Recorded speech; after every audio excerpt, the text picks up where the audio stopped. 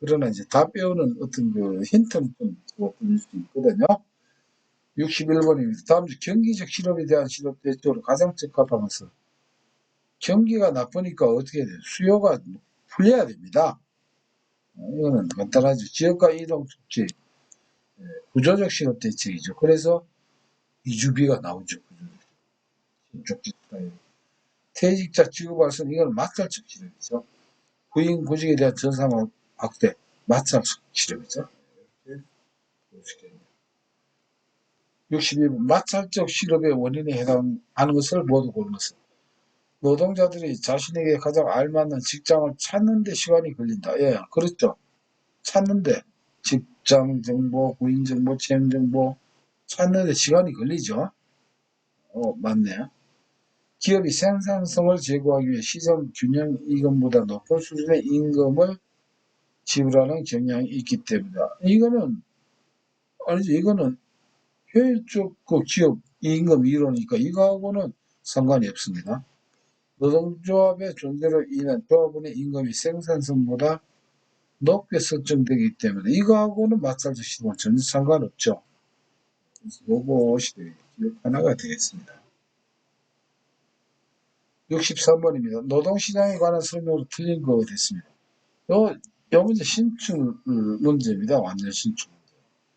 이게 뭐 또 나올지 안 나올지는 모릅니다만 일단 이것도 답을 이렇게 기억하십시오. 일단 나오면은 요 순서 그대로 나오는데 일단 지하 시장이 뭐 완전하다 불완전하다 이거는 무시하시고 일단 노동시장이 완전 경쟁일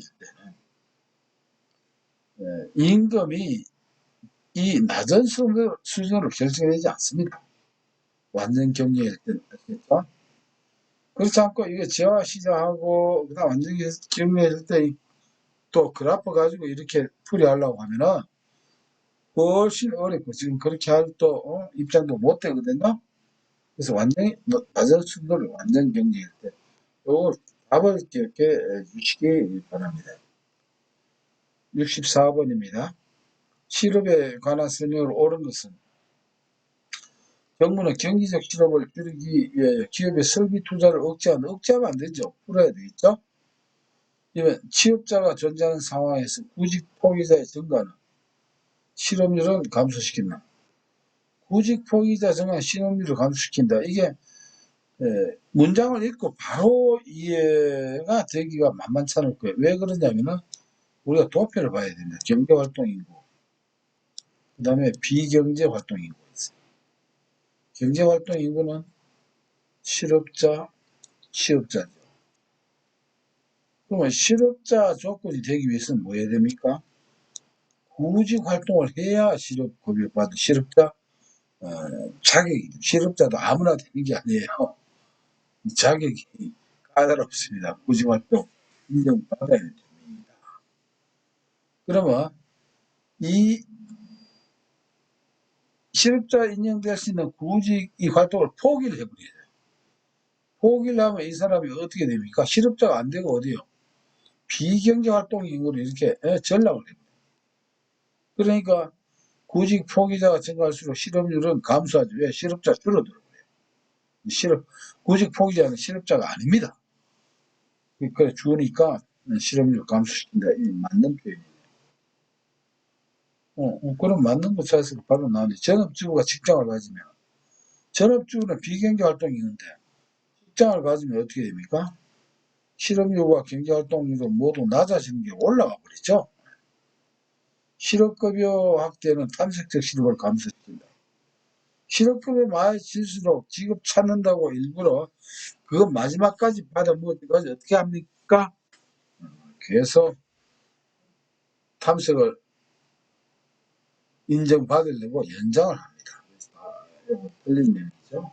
2번이 옳은 편이 되겠네요. 65번 A국가의 경제활동 참가율은 50%, 생산 가능 인구와 취업자 각각 100만 명, 40만 명이라고 할 때 이 국가의 실업률은 여기 보니까 앞에 모의고사 했던 문제하고 똑같이 나왔어요.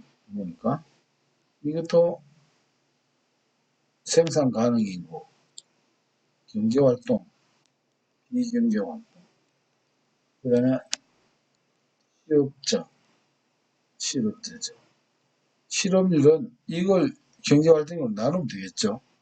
여기서 알 수 있는 게 숫자부터 봅시다. 취업자, 생산 가능 인구와 취업자. 생산 가능 인구가 100만, 취업자가 40만입니다. 이 국가 실업률을 했는데 나머지 실업자 수를 지금 몰라요. 실업자 수 하려면 경제활동 인구를 알아야 되겠죠. 어떻게 할까요? 경제활동 참가율은 50%입니다. 생산 가능 인구가 100만이라고 했죠. 이거의 50%예요. 그러니까 50만이겠죠. 그러면 취업자 40만 명이면은 보태서 50만 원이 되려면 실업자는 10만 명입니다. 10만 명을 50만 원 나누고 그리고 곱하기 하면은 29. 이런 식으로 도표를 활용해서 차분히 풀면 되겠습니다.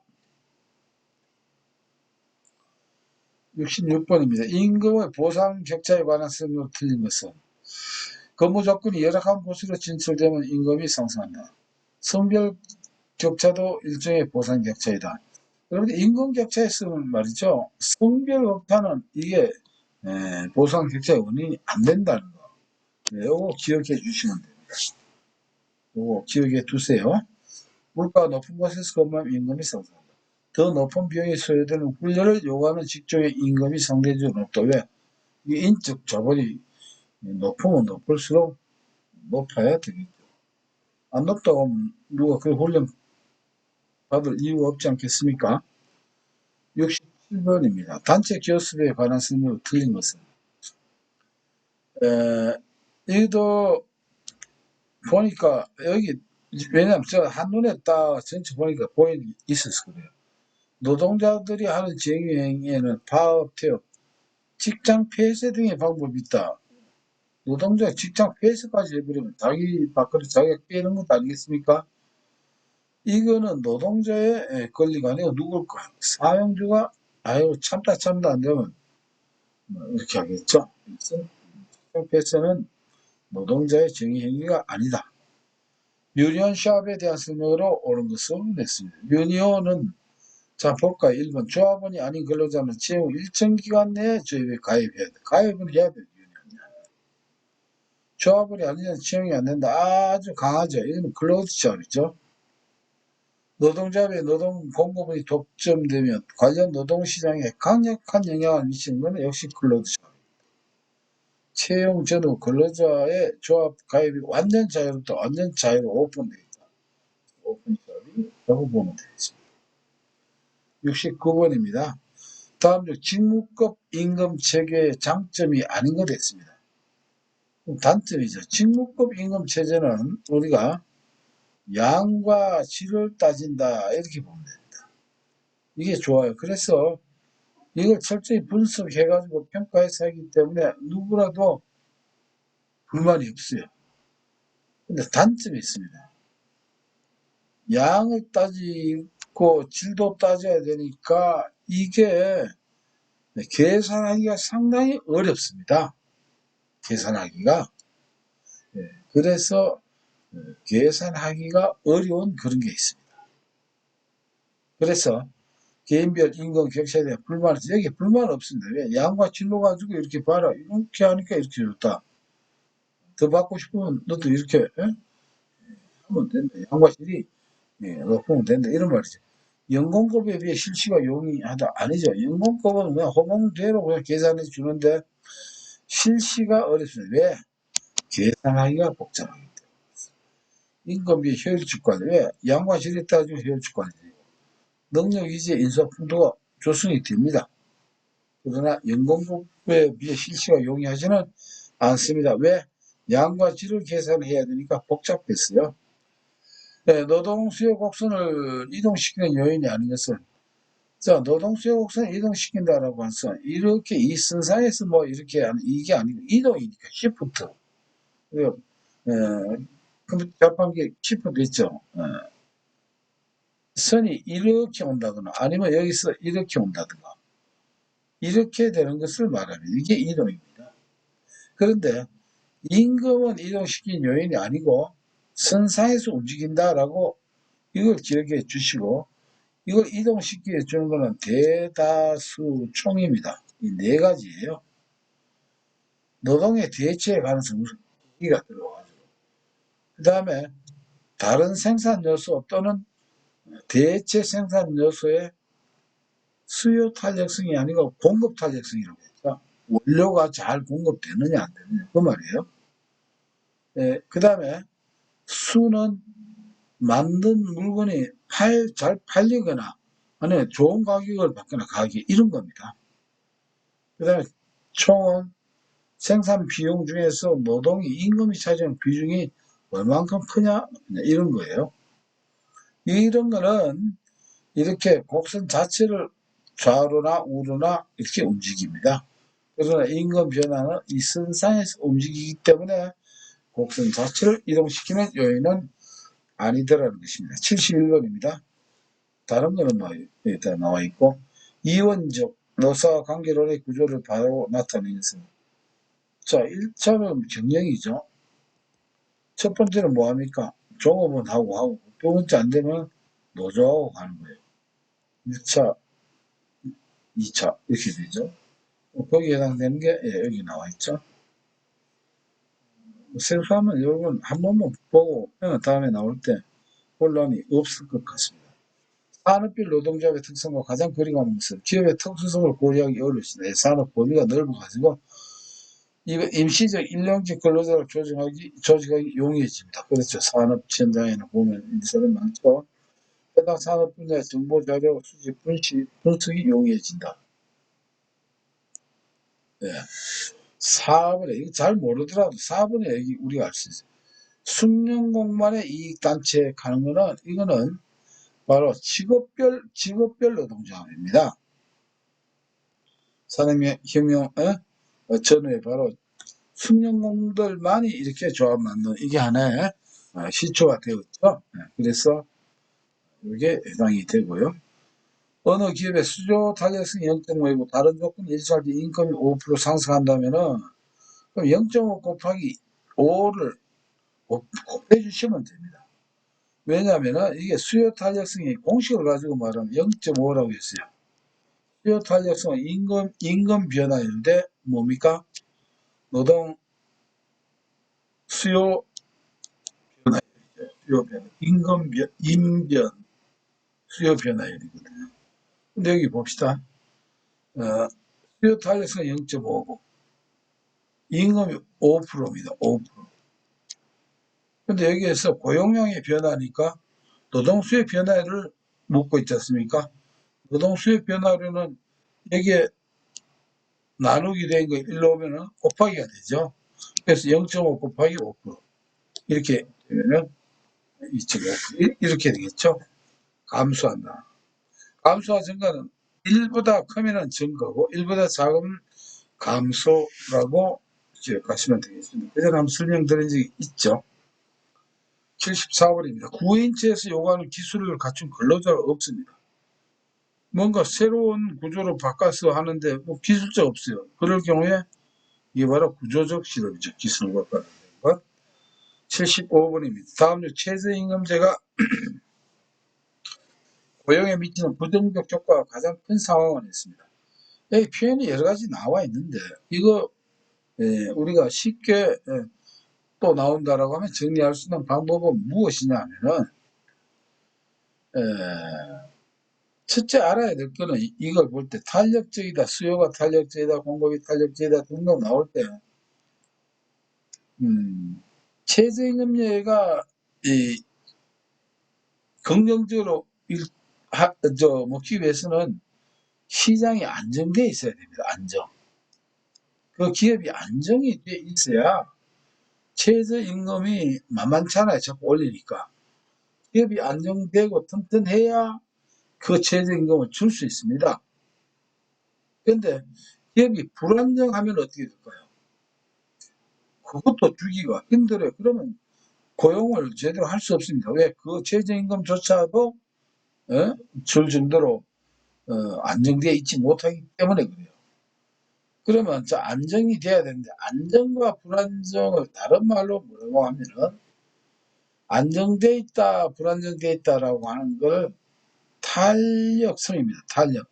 탄력적이면은 요동이 심해요. 그러니까 불안정한 거예요. 그러나 비탄력적이면 어떻습니까? 안정돼 있어. 공기가 잘 안정이 돼 있다 이 말이에요. 이런 개념으로 이해를 하시면은 그러면 부정적 효과가 가장 큰 것은 뭐하다? 불안하다. 불안하다고 하는 것은 탄력성이 클 때입니다. 그때 불안하니까 이 최저임금제가 오히려 고용을 더 축소를 시키는 겁니다. 실업자가 더 생긴다는 것이죠. 그래서 보면은 수요와 공급이 모두 탄력적이니까 가장 불안하네요. 딴 거는 비탄력적이고 비탄력적이고 또 비탄력적 이렇게 섞여 있지만 둘 다 이렇게 불안하니까 이때 가장 이것이 불안정하십니다. 불안정할 때는 최저임금제가 아주 부정적으로 효과가 나타납니다. 왜? 고용을 더 축소시키고 실업자를 더 만들어 버리니까요. 76번입니다. 유보임금에 관한 옳은 설명으로 짝지어진 것은 유보임금 하니까 이거는 마음의 마지노선으로 유보하고 있는 겁니다. 이게 유보임금. 이게 뭐냐면은 유보임금 다른 말로 희망임금이에요. 희망임금.